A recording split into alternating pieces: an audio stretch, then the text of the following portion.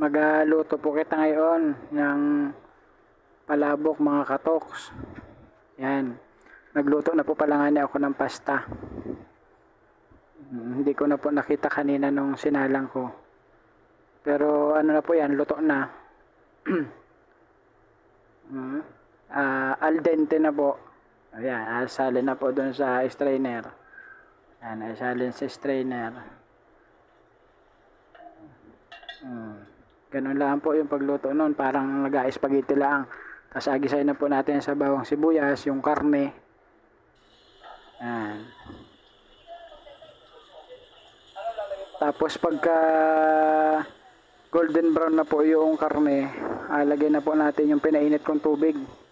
Para mabilis, nagpainit po ako ng tubig doon sa kettle, electric kettle. Ayan. Halo-halo lang. Yan, golden brown na po. Pwede na ilagay yung electric kettle dyan. Nang laman, yung tubig. Yan. Nabutas po pala nga na yan. Nadikitan nung namin. Tawag dun, rice cooker. Kaya nasunog. Lahat ko na po. Yan. Para madami ang ang sabaw. Tapos susunod po natin yung pork cubes. Ganyan lang po kasimple. Simple lang man din. Points. 3 points pa no. Sa halo-haloin kaunti at alagay po natin sunod yung atsuete. Ayan. Yung atsuete po na yan ay para mas makulay po ay aanuhin po natin sa mainit na tubig. Doon po natin, alagyan po natin na mainit na tubig yung buto. Pero may nabibili din po naman yan nung yung basa na. Yung basa, pero mas okay po yun. Sa palengke marami. Sa sunod po natin yung tinapa. Ayan, binili ko po yun sa Paranaque. Kailangan ko nabili kahapon po. Ayan. Masarap po yung may niyan, may tinapa. Yung tinapa po na yun ay yung wala lang tinik. Mahirap po niyan ay magkusnit-kusnit. Pero po yan, yung tinapa na yan ay parehas lang din sa tinapa na inabili sa palengke. Pero wala na yung tinik. Tapos tinapa at tikmating ng tansyahin po ninyo at baka umalat. Mayan din na po ay may lasa na yan ay. Tapos yung naglagay ako ng pork cubes, may lasa na rin po yan. Halo-haloin lang at tikman-tikman. Yan. Mahilig magtikim-tikim para matabang pa daw. Ay di alagay ko ng chicharon. Yung chicharon po ay may asin na din po yan. At saka ang pagkaalam ko po ay may bitsin din yan eh. Yan. Lagyan ko po muna ng kalahati para malaman. Tansyahin po yan. Yan. Anong ginhawa? Mikos-mikusin na. Nakigaya. Halo-halo. Mikos-mikos ate. Nakigaya pa si Tutoy.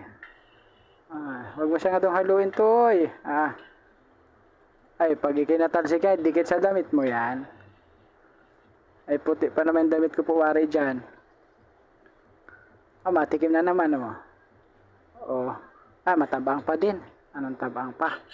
Dagdagan ka. Lahat ko na po aniri. Lahat ko na yung chicharon. Gano ay bulpin tabang pa. Yan na. Lahat na. Baka naman umalat. Tikman po uli. Palagi po ninyo atikman. At yung pong hindi man nagatikim ay may mga po yun, yung mga ang tawag po dun ay measuring. May mga measuring na po yun. Kaya yung iba ay tansyado na nila, nagalagay po sila nun. At ayos na yung lasa nun. Kahit na hindi po nila tikman. Yan na. Medyo matabang po. Ayan. Daliman din.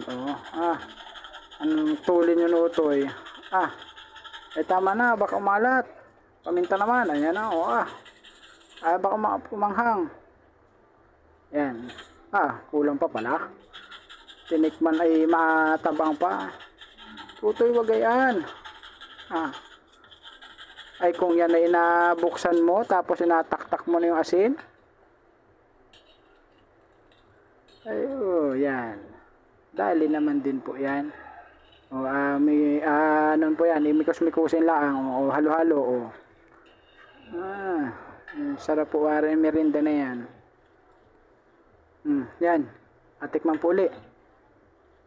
Alam ko po tinikman ko dyan yan. Ayan, tinikman ko na. O, yan. O, atikman po yan.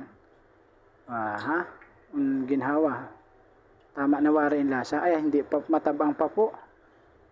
Pwede na yung lasa. Pag yung cornstarch po alagay ninyo at na lusaw po ninyo sa tubig, ano yan, haluin po ulit ninyo at nagabuo po sa ilalim. Tapos habang inalagay po ninyo, haluin po ninyo para matansya ninyo kung baka biglang lumapot ng husto, mas matigas na yung mas maraming cornstarch, ay di dagdag pa kayo ng tubig. Ano, malapot-lapot na po ay Tapos halu-haluin po ninyo. Yan, ginhawa utoy. Pwede na. Pwede na rin magkarinderya. Simpleng palabok lang po ere.